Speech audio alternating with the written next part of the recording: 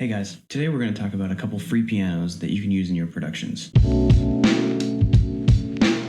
As producers on a budget, we're often searching for low-cost or free alternatives to some of the more expensive instruments and plugins. There are a lot of really good free instruments out there, but I find that the piano is usually the go-to instrument for Chillhop and Lo-Fi. And so today I'd like to focus on just the free pianos that I actually use on a regular basis in productions. In a future video, I'll probably cover more of the free plugin suite that I tend to use on a regular basis. Okay, with all the formalities out of the way, let's hop into Ableton and check out some of the demos. Today, I have a really quick demo here for you, just some drums to hold a beat and a solo piano track. I've set it up to show you basically the out-of-the-box sounds with each of these instruments, with a tiny bit of reverb just to smooth it out a little bit.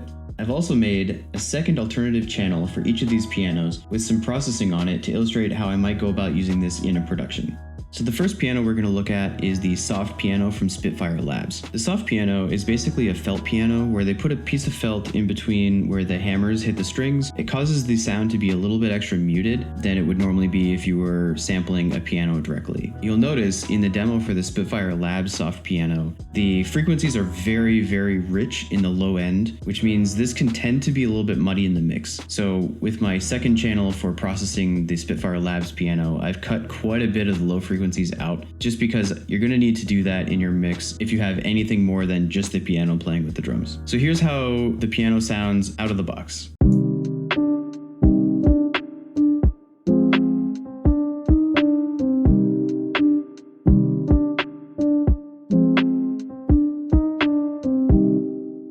So as you can see, it's very, very heavy in the low end. That's definitely a sound you might be looking for, but do bear in mind you're still going to probably have to do quite a bit of EQ on it to use it in a finished track. Here is an example of how I've processed it just a little bit while not coming across as sounding too processed or too artificial.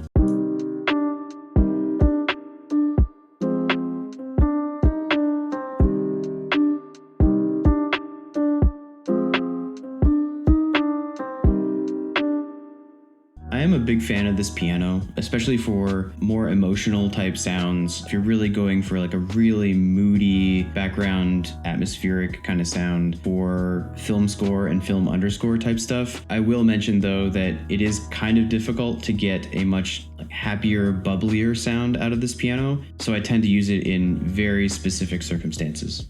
So the second piano we have here is the Denver Grand by Echo Soundworks. So the Denver Grand is more of a pure piano sampled. It doesn't have the felt modification that the soft piano does from Spitfire Labs, but it is a very, very versatile piano, especially for a free instrument. I'm going to play how it sounds out of the box, again with just the very subtle reverb added to it, and then I'll play the modified track so you can see how you can do a lot of different things with the sound for this.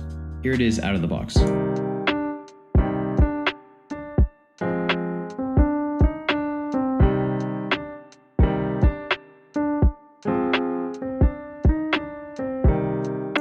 The first thing you'll notice right away is the high-end frequency content for this piano. It's not focused on that kind of moody, emotional music, and it's more intended to just be a very versatile kind of mid-range piano. You can get some really great jazz sounds out of it. It also has built-in filter options. You can play with the envelope settings on it to do a lot of sound design, and everything is very conveniently laid out for you right within the plugin. The filter specifically lets you dial way back on the high frequency content, and you can kind of simulate the felt piano sound, albeit it doesn't sound exactly the same. But if you wanted to go with just one of these pianos, I highly recommend you just install the Denver Grand and play around with it. I like to use it a lot. Even if I'm using another piano like Native Instruments, Noir, I will still use the Denver Grand as a layer. Sometimes I use it as the slapback echo for like a solo piano. The versatility of the plugin really makes it good at filling out those frequencies that you might not have in your more emotional piano presets.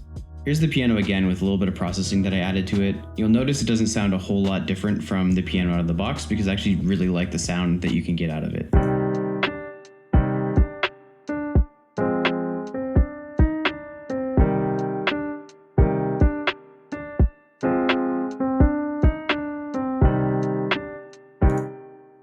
So you can see it just has a really rich tone. I can't say enough good things about this piano.